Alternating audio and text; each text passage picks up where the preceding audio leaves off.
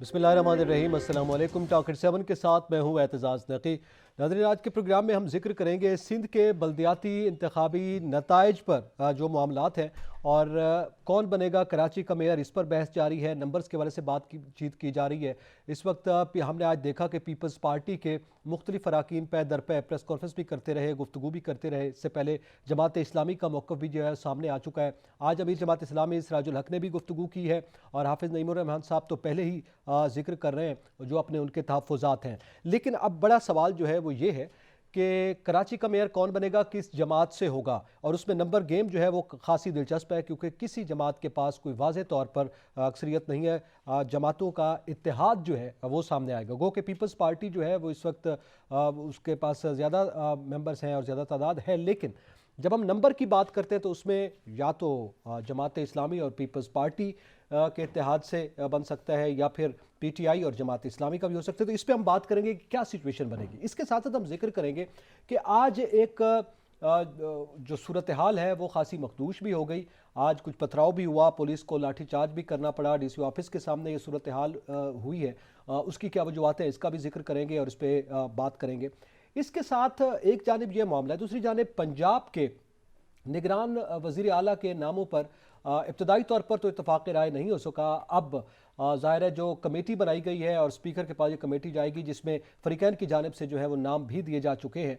इस पर भी हम बात करेंगे कि इस पर अगर इत्तफाक़ 3 दिनों में नहीं होता तो फिर उसके बाद क्या ऑप्शंस हैं। इलेक्शन कमीशन की ऑप्शन बताई जा रही है, लेकिन इस कमेटी से क्या तवक्कुआत हो सकती हैं। और साथ ही निगरान वज़ीर आला जो है वो आने वाले इंतखाबात या पंजाब की आइंदा की सूरत हाल, अगर वो किसी जानिब उसका झुकाव है तो उसके क्या असरात मुरतब हो सकते हैं, ये एक बड़ा सवाल है।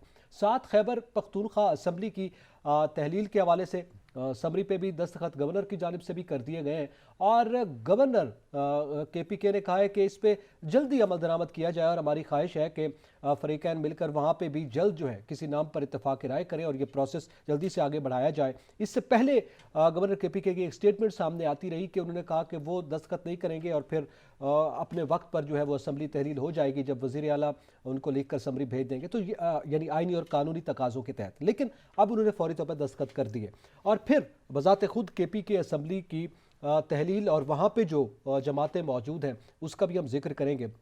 साथ आज गुफ्तगू की है चेयरमैन तहरीक इंसाफ ने और एक इंटरव्यू दिया है, उसमें उन्होंने बहुत सी बातें की। मौजूदा हुकूमत हुक्मरान इत्तेहाद पे भी उन्होंने तनकीद की, लेकिन इसके साथ साथ उन्होंने कहा कि कौन है जो अपनी हुकूमत गिराता है। उन्होंने 2 सूबाई असम्बलियाँ जिनमें उनकी हुकूमत थी उन्होंने गिरा दी हैं और वो ये चाहते हैं कि जल्द इंतखाबात हों और वो ये देख रहे हैं कि अप्रैल तक जो है वो इंतखाबात हो जाएंगे। साथ ही उन्होंने ये कहा कि जल्द ही काफ लीग जो है वो PTI में ज़म हो जाएगी। तो इस पर भी हम बात करेंगे। हमें ज्वाइन किया है एग्जीक्यूटिव डायरेक्टर सच न्यूज़ है, सीनियर सहाफ़ी हैं, तज्ज़ियाकार हैं, मोहसिन रज़ा खान साहब इस वक्त स्टूडियो में मौजूद हैं और इसके साथ साथ हमारे साथ वीडियो लिंक पर मौजूद हैं जनाब शहजाद अनवर फारूकी साहब, आप सीनियर तज्ज़ियाकार हैं। इसके साथ साथ दीगर मुअज़्ज़ज़ मेहमान भी हमें ज्वाइन करेंगे, उनका तारुफ भी करवाता जाऊँगा। मोहसिन साहब, बहुत शुक्रिया आपका कीमती वक्त देने के लिए। सर, सिंध बल्दियाती इंतखाबी नताइज, क्या वजह है? एक तो अभी कुछ देर पहले जब हम आ रहे थे ये खबर सामने आई कि पथराव हुआ, तसादुम हुआ और अली जैदी साहब ये कहते हैं कि जनाब हम तो ये दहशत गर्दी नहीं करते, पीपल्स पार्टी पर इल्ज़ाम आयद कर रहे हैं, कारकुनान आपस में गुत्थम गुत्था हुए। पहले मैं चाह रहा हूँ इस पर ज़रा हल्का सा कमेंट कर दीजिएगा कि ये फ़ज़ा क्यों बन रही है। देखिए, बल्दियाती इंतखाबात जो कराची में हुए हैं और सिंध में, वो बड़े पुरअमन फ़ज़ा में हुए थे, लेकिन उस पर जो नताइज के आने का मरहला था उसमें काफ़ी कन्फ्यूजन हुआ और काफ़ी वक्त लगा। तो इससे वो सियासी जमातें जो तवक्कुआत कर रही थी कि हमारा जो है कराची में सीटें ज़्यादा आएंगी, तो उन्हें उनके खदशात और शकूक व शुबहात बढ़ गए।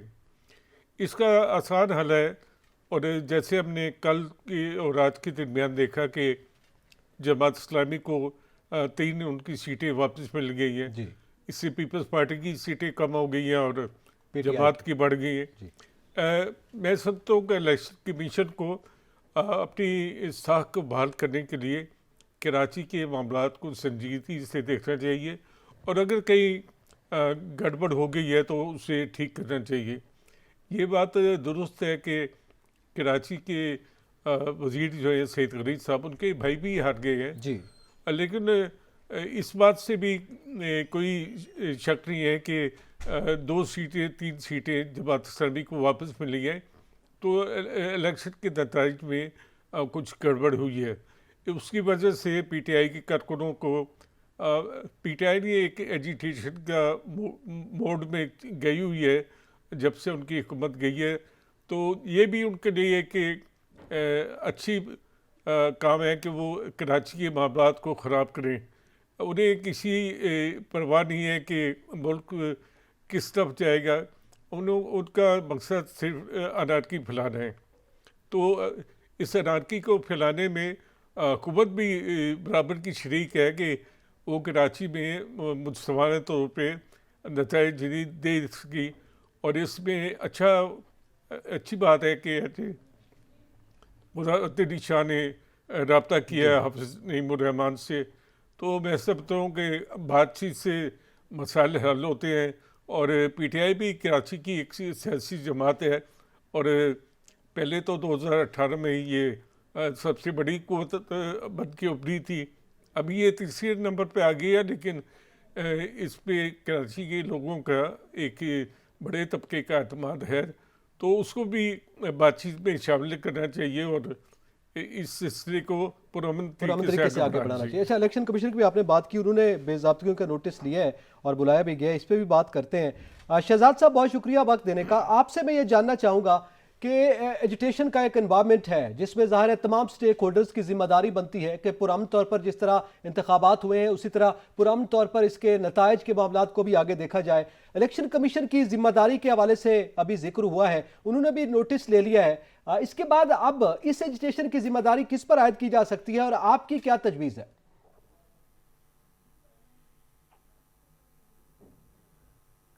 जी, बिस्मिल्लाहिर्रहमानिर्रहीम। अनगिनत दुरूद व सलाम नबी आखिर मोहम्मद मुस्तफ़ा सल्लल्लाहु अलैहि वसल्लम और उनकी आल पर। बहुत शुक्रिया एजाज। अच्छा, एजुकेशन का मामला ये तो आप समझिए कि अरसा दराज से हमारे किसी भी किस्म के इंतखाबात के साथ जुड़ा हुआ है। मिजाजी तौर पर हम लोग चूँकि जमहूरियत पर उस तरह से यकीन नहीं रखते जिस तरह से हम जुबान से कहते हैं, और उसकी वजह से जब भी हमें शिकस्त मिलती है हम उसको तस्लीम करने को तैयार नहीं होते, और हमारा दावा ये होता है कि हम तो जीते हुए थे, हमें धांधली से हराया गया है। अच्छा, ये मुमकिन है कि इसकी परसेंटेज में कमी बेशी होती रही हो, कभी ज़्यादा धांधली हो जाती हो तो कम हुई हो, लेकिन ऐसे इंतखाबात जिनमें तमाम फरीकैन अपनी अपनी पोजीशन पर मुतमिन हो, वो ज़रा देखने में मुश्किल आए हैं। ये जो अभी एजिटेशन की जिम्मेदारी किस पे है, इस पे बात करते हैं, लेकिन अभी आपने एक पॉइंट उठाया कि जी बल्कि मौसम साहब ने गालिबन उठाया कि पीटीआई एक बड़ी जमात थी कराची से और अभी वो तीसरे नंबर पे। देखिए, गुजारिश ये है कि कराची शहर जो है वो जाहिर है कि मेट्रोपॉलिटन बल्कि कॉस्मोपॉलिटन सिटी है, और उसमें हर रंग, हर तरह के लोग, हर सूबे से और हर इलाके से लोग वहाँ पर मौजूद हैं। तो बहुत डाइवर्सिटी है उसकी पॉपुलेशन में। लेकिन मसला ये है कि गालिबन परवेज मुशर्रफ साहब के दौर के बाद से जो सिंध का या कराची का जो निज़ाम था बल्दियाती, वो वहाँ के लोगों के मसाइल हल करने में नाकाम रहा। उसकी वजह ये है कि सूबाई हुकूमत अपने इख्तियारात जो है वो आगे नहीं मुंतकिल करना चाहती, वो नहीं देना चाहती छोटी सतह पर जो मुंतखब हुए लोग हैं। इसी वजह से काम लटकते रहे, और मेयर किसी और जमात का है और सूबाई वसाइल पर कब्जा किसी और जमात का है, तो ये एक बड़ी इबाम वाली बात थी जिसकी वजह से लोगों के मसाइल हल नहीं हुए बल्कि ज़्यादा पेचीदा हो गए। ठीक है, ये बल्दियाती आप कहते हैं सूबाई हुकूमत जो है वो उस पर रही, और फिर इस बात को थोड़ा सा आप वाज़े कीजिएगा कि पीटीआई का, जैसे अभी आपने जिक्र किया और हवाला भी दिया कि वो तीसरे नंबर पर आई है, और फिर कराची यकीनन एक डाइवर्सिटी रखता है, लेकिन आप किस हद तक समझते हैं, क्या वो नीचे नहीं आई या कुछ आप समझते हैं कि इसमें एम्बिगिटीज मौजूद है? देखिए, एतराज बात यह है कि सूबाई सतह पर या कौमी सतह पर वोट देते हुए माइंडसेट बिल्कुल और होता है। बल्दियाती उम्मीदवारों का तयन करते हुए लोगों का बिल्कुल और तरह से दिमाग काम करता है, या फैसला साजी का जो अमल है वो और तरह से काम करता है। बल्दियाती सिस्टम में एक बंदा ऐसा चाहिए जो रोज आपको कोई ना कोई थाने का काम, कोई कचहरी का काम, कोई छोटा मोटा जो मामला है, सही है। उसके लिए आपको एक दूसरे के साथ जाना पड़ता है उनके पास, और वो बंदा चाहिए जो काम ले भी सकता हो। अब अगर सूबाई सतह पर ये सारी ताकतें जो है वो पीपल्स पार्टी के पास मौजूद है, तो ऐसे में आपके ख्याल में पीटीआई के को लोग वोट देकर क्या कर सकते हैं? ठीक है, ये हाँ, बड़ी अहम पीटीआई। बात की आपने शहजाद साहब। अब मुझे ब्रेक की तरफ बढ़ना है, ये बड़ी अहम आपने पॉइंट उठाया, इसकी जाने भी बढ़ेंगे और जरा नंबर गेम का भी जिक्र करेंगे। यहाँ पे वक्त तो एक ब्रेक का, हमारे साथ रहिएगा।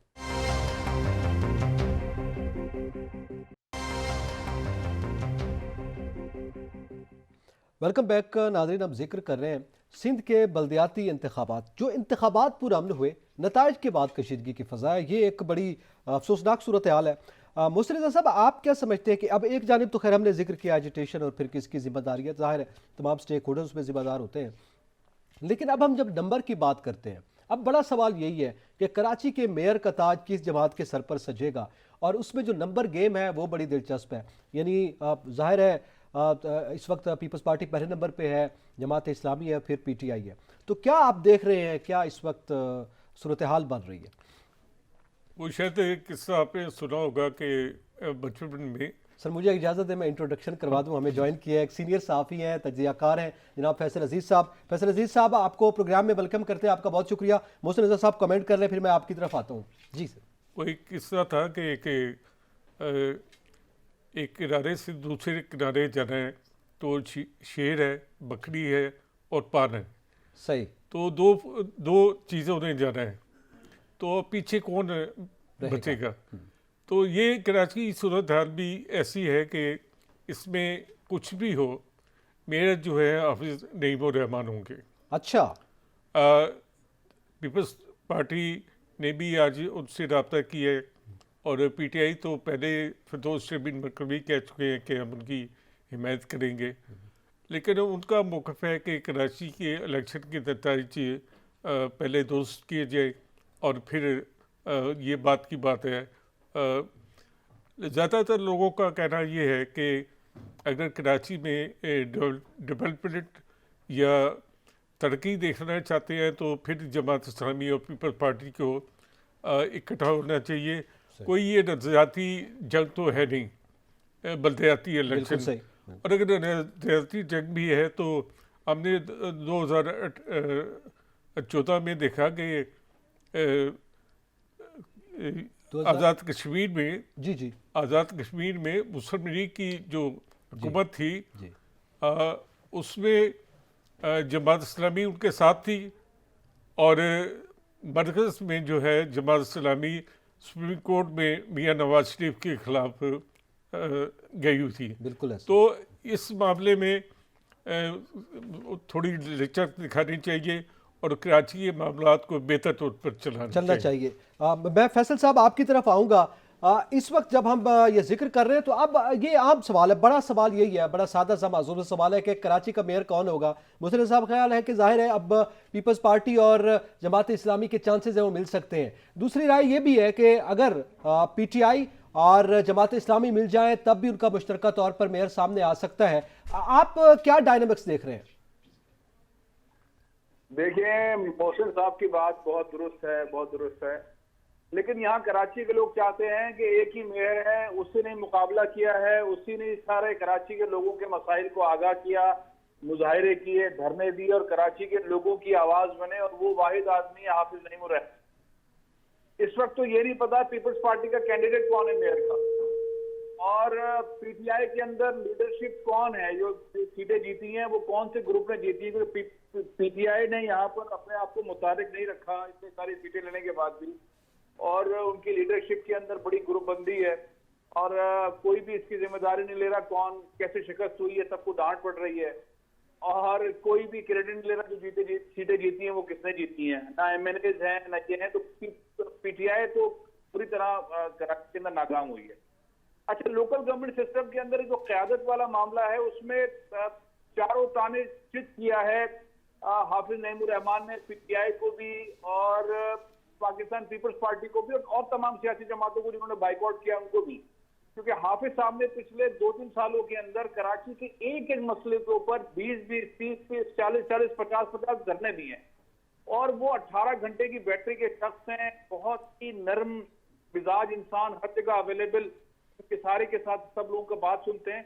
तो उनके मुकाबले का इस वक्त मेयर नहीं है। अगर पीपल्स पार्टी कराची में काम करना चाहती है तो उसे असूलन मेयर जो है वो हाफिज नईमुर रहमान को बनाना चाहिए। वो बोले पीपल्स पार्टी का मेयर हाफिज नईमुर रहमान है, यानी कि, और उसके बाद फिर साथ खड़े हो जाएं, नाइब अपना जो भी डिप्टी मेयर लेकर आ जाएं। ठीक है। कराची में ताजिर हो, आम शहरी हो, पॉलिटिकल वर्कर हो, किसी भी सतह पे कोई भी आदमी हो, वो हाफिज नईमुर रहमान के अलावा शायद किसी को मेयर बनते हुए देखना नहीं चाहता। अब पीपल्स पार्टी और जमात इस्लामी का इत्तेहाद यही है। कराची के जो 14-15 सालों से जो बुरा हाल है उसको संभालने के लिए वाहिद तरीका है। पीटीआई और जमात इस्लामी का इत्तेहाद बनने से हाफिज नईमुर रहमान को, जमात इस्लामी को, कराची के लोगों को, किसी को फायदा नहीं होगा, क्योंकि 14-15 साल से जो हुकूमत है पीपल्स पार्टी की, वही फंड करेगी, वही इंतजामी मामला संभालेगी। तो मैं समझता हूँ कि पीपल्स पार्टी को, प्रेसिडेंट आसिफ अली जरदारी साहब को, मुराद अली शाह साहब को, जिन्होंने पिछले 6-8 महीनों में बहुत जबरदस्त काम किया, उनको चाहिए कि वो दिल बड़ा करें और हाफिज नईमुर रहमान को बोलें कि आप हमारे कैंडिडेट। ठीक है, अब वो हाफिज साहब से रब्ता करना चाहिए, ये आपकी राय सामने आई है। शहजाद साहब, मैं आपसे जानना चाहूंगा इस नंबर गेम के हवाले से, एक तो आपकी राय क्या है और आपको क्या दिखाई देता है, क्योंकि ये इशारे भी सामने आ रहे हैं कि राब्ता किया जा रहा है पीटीआई की जानिब से भी, मगर पीटीआई अपना मेयर लाना चाहती है। जाहिर है जब वो राब्ता किया जाएगा, गो कि वो नंबर में कम है, और पीपल्स पार्टी जो है वो ये कह रही है कि हमारा मैंडेट है, हम पहले नंबर पर हैं तो हमारा मेयर होना चाहिए। तो क्या ये दरमियानी रास्ता निकल सकता है जिसका इजहार अभी फैसल साहब ने और मोहसिन साहब ने किया? देखिए, हक बात तो ये है कि अगर हम कराची शहर के मसाइल हल होते हैं, उसका एक ही रास्ता है कि जमात इस्लामी का आप नाज़िम ले लें और बाकी दोनों जमातें गैर मशरूत तौर पर उनके साथ जुड़ जाएं और ये सारे लोग मिलकर कराची के लिए काम करें। हम यहाँ इस्लामाबाद बैठे हैं, कराची को सिर्फ बाहर से देख रहे हैं, लेकिन कराची के मसाइल इतने ज्यादा और इतने गंभीर हैं कि उनके ऊपर कोई एक जगह से काम नहीं कर पाएगी। मसला वही है कि जो फाइनेंशियल इंटेग्रिटी है उसके हवाले से जमात इस्लामी का रिकॉर्ड बहुत अच्छा है, और ये गली मोहल्ले के मामलात और मसाइल जो हैं इनसे निपटने के लिए अगर उनको दिया जाए दिल बड़ा करके, पीपल्स पार्टी वाले भी साथ से ले जाए, और उनको भी पता है कि जिस तरह से हाफिज साहब शोर कर रहे हैं सीटें कम करने के मामले में, तो एहतजाज को दबाने का एक डिसेंट तरीका यही है कि उनको अपना बल्कि सबका मुश्तरका उम्मीदवार बना के सब सामने ले आए। पीटीआई तो जाहिर है कि तीसरे नंबर पे है और 40 के लगभग उनकी सीटें हैं, तो इसका मतलब ये है कि वो तो डिजर्व नहीं करते ये कहने के लिए, चाहे वो जितना भी शोर मचाएं कि उनकी सीटें घटाई गई हैं या कम ठीक की। है, यकीनी तौर पर जिनका मैंडेट है और जो पहले नंबर पर है, जमहूरी तौर पर उसको आगे आना चाहिए, और फिर अगर इत्तेफाक राय होता है तो यही सियासी तरीकाकार है। इस पर मजीद बात करेंगे और इसके साथ साथ पंजाब की सूरत हाल का भी जिक्र करेंगे। यहाँ पे वक्त तो एक ब्रेक का, हमारे साथ रहिएगा।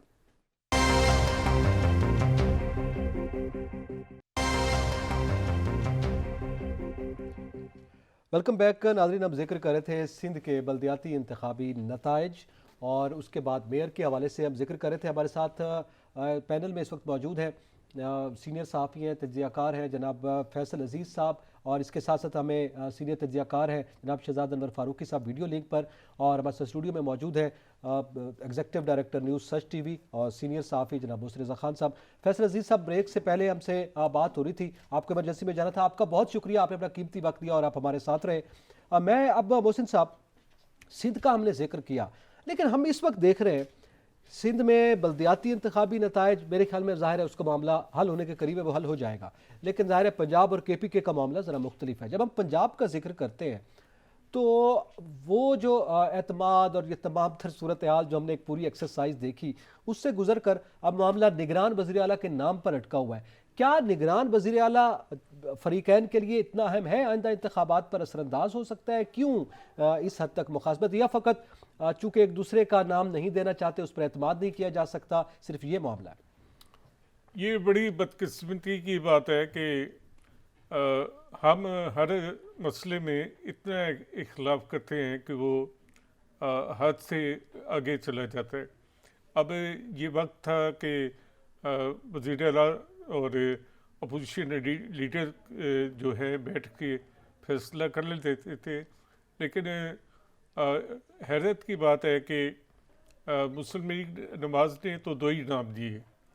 एक नाम दी है मोहसिन नकवी साहब जो कि 24 चैनल के मालिक हैं और CT 42 के लाहौर के मालिक हैं, बड़े CNN के साथ रहे हैं, बड़े माने जाने साफ़ी हैं। लेकिन वो चौधरी परवेज़ इलाही के रिश्तेदार भी हैं। वो चौधरी परवेज़ लाई की बहन जो है अशरफ माथ एसपी जो थे, जी उनकी बेवा, और अशरफ माथ जो है वो दहशतगर्दों के हाथ मारे गए थे। तो उनकी बेटी के साथ उनकी शादी है। तो इस लिहाज से वो चौधरी खानदान के भी बहुत करीब समझे जाते थे। लेकिन हमने देखा है कि मोहम्मद लाई ने भी उनके खिलाफ एक ट्वीट किया और उनके नाम पे चौधरी परवेज़ लाई का भी इत्तेफाक नहीं हो सका। दूसरे जो मुस्लिम लीग के नून से हैं वो अहद चीमा साहब हैं, वो एलडीए के डीजी भी रहे हैं और ब्यूरोक्रेट भी थे। वो एहतसाब के केसों में जेल भी रहे। तो अभी तक तो उनके ऊपर वो केसेस हैं। तीसरा हम देखते हैं कि हुकूमती पार्टी जो पीटीआई और परवेज़ लाई ने नाम दिए, उसमें से अहमद नवाज सुखेरा जो है वो जो है वो उस वक्त वफाकी हुकूमत में सेक्रेटरी कैबिनेट थे तब तोशा खाना में की बंदरबाट होती रही जी जैसा बताया गया। पता नहीं ये हुआ या नहीं हुआ, नहीं हुआ, लेकिन ये एक अभी कोई केस तो बाकायदा सामने नहीं आया। सामने बनाया ही नहीं गया। अगर बनाया जाता तो यकीनन अहमद नवाज सुखेरा भी उसमें शामिल होते और उससे पूछा जाता कि आपने कैसे मामूली चेटों पे इनकी कीमतें लगवाई और ये बेचे गए।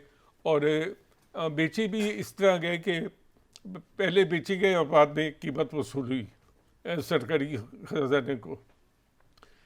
दूसरे जो है नसीर खान साहब हैं जो कि परवेज़ लाई के समधी हैं, शरीफ आदमी हैं, लेकिन वो पाकिस्तान में कम ही रहते हैं। सही। और तीसरे नासिर खोसा साहब थे जो माजत कर गए।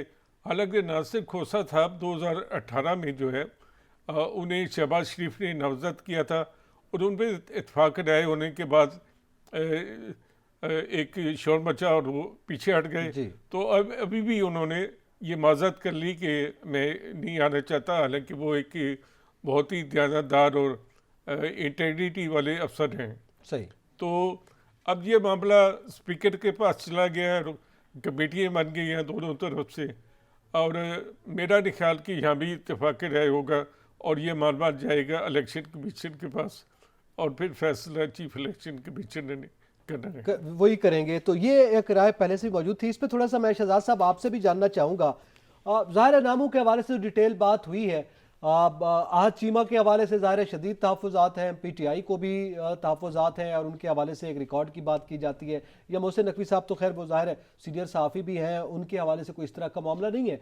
लेकिन ये जो नाम दिए गए जी लेकिन वो फवाद चौधरी साहब ने जी मोहसिन नकवी को कहा है कि वो ये ओहदा ना संभालें, ये ओहदा ना संभाले, उन्होंने अपनी तरफ से ये बात की है। अब शहजाद साहब आप क्या समझते हैं? ज़ाहिर है ये एक राय है कि ये जो स्पीकर की कमेटी है उसमें भी ये मामला तय होता नजर नहीं आएगा, इलेक्शन कमीशन फाइनली इसको तय करेगा, तो क्या उस पर तो तहफ़्फ़ुज़ात किसी के नहीं रहेंगे? ज़ाहिर है ये फिर एक आईनी प्रोसेस है, उसके तहत ही आगे बढ़ेगा।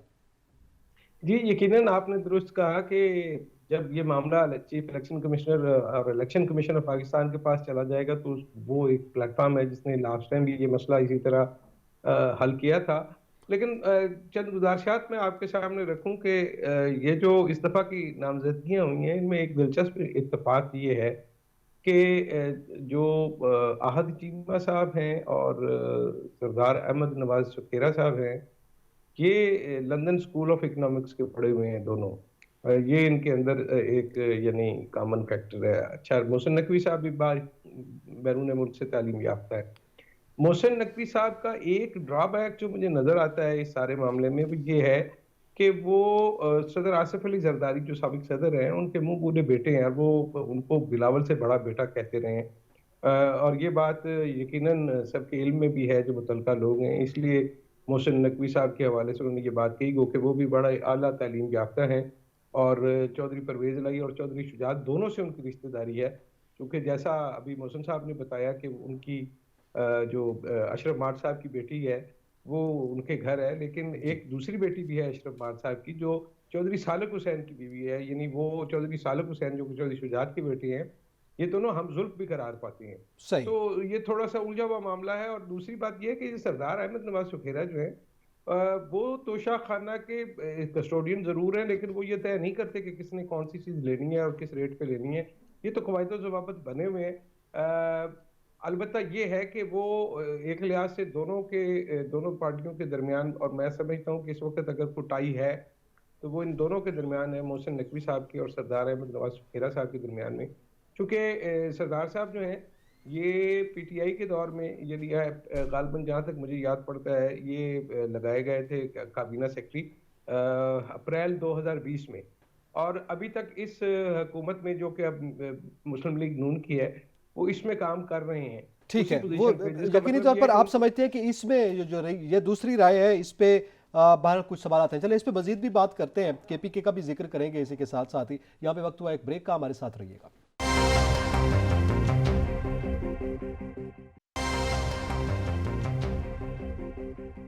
Welcome back. नाज़रीन, आप जिक्र करेंगे केपीके असेंबली का, उसकी भी यकीनी तौर पर तहलील हो चुकी है, गवर्नर ने साइन भी कर दिया और वो मामला भी जाहिर है निगरान वज़ीर आला के नामों पर इत्तफाक राय की जानिब बढ़ेगा। इस पर ज़रा मैं मोहसिन रज़ा साहब आप क्या समझते हैं? पंजाब में तो एक जानिब ये मामला लटका हुआ है, लेकिन वहाँ पर भी क्या ऐसी ही सूरत हाल देख रहे हैं आप? अब पहले मैं कमेंट करना चाह रहे थोड़ा हैं। सा ठीक। कमेंट करूंगा जी, पंजाब वाले आप, मामले पे। आपके सवाल पे। अच्छा, मेरे सवाल ठीक है। वो खैबर पख्तूनख्वा के लोग जो हैं जी। केपी को इतना अच्छा नहीं समझते अगर केपी कहा जाए। अच्छा, अब वो कहते हैं कि हमारा नाम है तो मुकम्मल नाम दिया जाए। पूरा नाम है। दूसरी बात है कि मैं शहजाद फारूकी साहब से माजरत के साथ कि अगर सेक्रेटरी का काम नहीं है ये तोशा खाना का देखना, तो फिर किसका काम है? सेक्रेटरी का क्या काम है? हमें बता दिया जाए कि सेक्रेटरी का काम नहीं होता और नीचे गदर बचा हुआ है, लूट मार बची है और सेक्रेटरी पर आराम से बैठा हुआ है। तो ये जो इमरान खान साहब ने नाम दिया है इनका, ये इसलिए दिया है कि एक तो उन्होंने काफ़ी इनको फ़ायदा पहुँचाया और दूसरे वो सेनेटर अली जफ़र के भी समझी हैं गालबन। तो इस तरीके से एक दिखे एक ब्यूरोक्रेट जो सर्विस में हो वो कैसे किसी जमात का उम्मीदवार या नामजद करदा हो सकता है। ये मैं कहता हूँ कि पाकिस्तान के सरकारी निज़ाम में भी एक बहुत बड़ा आपको धचका लगेगा। हर एक ब्यूरोक्रेट सियासी जमातों के साथ अपनी वफादारियाँ और खुल के रखेंगे ताकि वो भी ऐसे अहदे हासिल कर सकें।